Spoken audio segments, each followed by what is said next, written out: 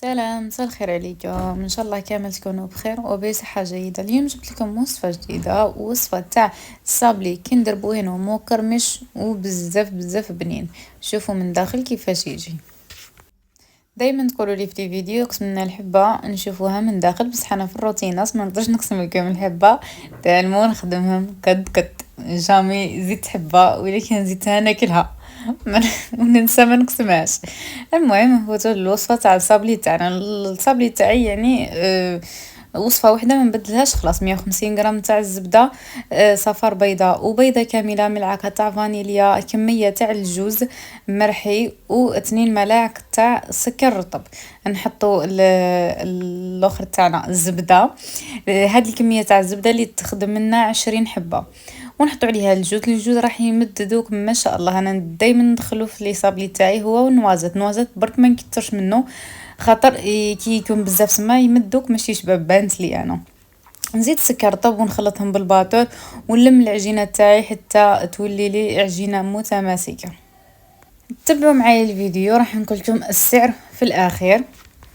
هاد الوصفه لازم تجربوها، بزاف بنينه وعندها ذوق مختلف ومقرمشه من داخل بسبب الحشو اللي راح نوريه لكم من بعد. المهم نلمو العجينه تاعنا ونحلوها على كيس بلاستيكي، بما اننا ما نديروش خمات الحلوه في الكاطو تاعي كما راكم تشوفوا الصابلي ما يتبدل الشكل ديالو لا الذوق ديالو، يذوب في الفم. نديروا العجينه تاعنا كي نحلوها شويه خشينه، باسكو كما قلت لكم ما نحطوش خمات الحلوه. انا في كامل لي صابلي تاعي في كامل لي غاطو ما نحطش خميره حلوه، ما نشريهاش كامل. المهم نجيبو الطابع تاعي اللي القطر تاعو 5 سنتيم، ونطبع العجينه تاعي ونحطهم في صنيوه.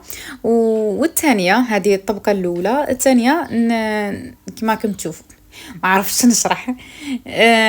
نطبع على الداخل هكذا بلا ضوي كما راكم تشوفوا، ونحطهم يطيبوا من تحت ونزيد نطيبهم من فوق مليح.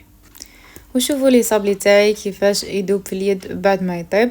هنا نرجعوا للحشو لداخل.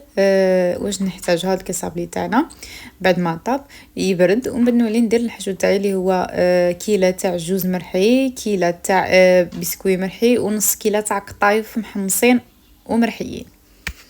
قطايف اصلا يتباعوا واجدين، تقدروا تستبدلوا الجوز مع الكاوكاو النورمال ما راحش يتبدل الذوق. بعدها نلموه بكريمه البندق كما راكم تشوفوا حتى يولي لنا عجينه ما تكونش شاده روحها، يعني تكون شويه مطلوقه باش ما يجيناش ناشف هكذا تجي تلاصق في اليد.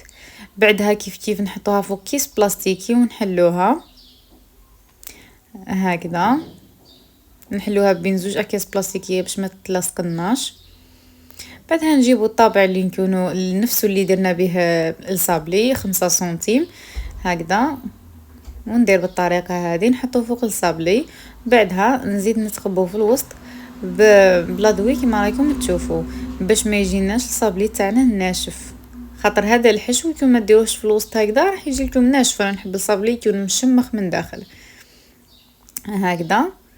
نزيد نعاود ندير معكم حبيبه باش تشوفوا مليح. هنايا نقول لكم السعر تاع الحبه باش ما ننساش وباش ما تكرهوش مني. هنا راح نمد لكم السعر هنا كي يكون لا ديكو سامبل ماشي اللي درت انا، خاطر هذاك الورد شريته انا ب 78,000 10 حبات، يعني ب 7,800 للوحده. انا نمد لكم تاع لا ديكو سامبل عادي ما تكونش فيها بزاف، شويه تاع لا ديكو بلا باطا سكر وخلاص ب 12,000 للحبه. هكذا نحطو في هذاك الفراغ اللي في الوسط كريمه البندق هكذا. بعدها ندوبو شوكولا بيضاء زدت لها شويه تاع شوكولا بنيه وجوز مرحي خشين هكذا، وشويه تاع الزيت طبعا باش تطلق روحها شويه هكذا. نكلاصيو الحبات تاعنا ونخليهم يجمدوا. كما قلت لكم التزيين تلفت لي فيه شويه، وما لقيت عندي هذاك الورد اللي شريته هو بزاف شباب يعني ومتكون ويدوم طول مده عنده بزاف هو عندي هكذا. نسكبوا في الوسط شويه هكذا ونلصقوا البوكي تاعنا هذا. تقدروا تزينوا اي تزيين اخر.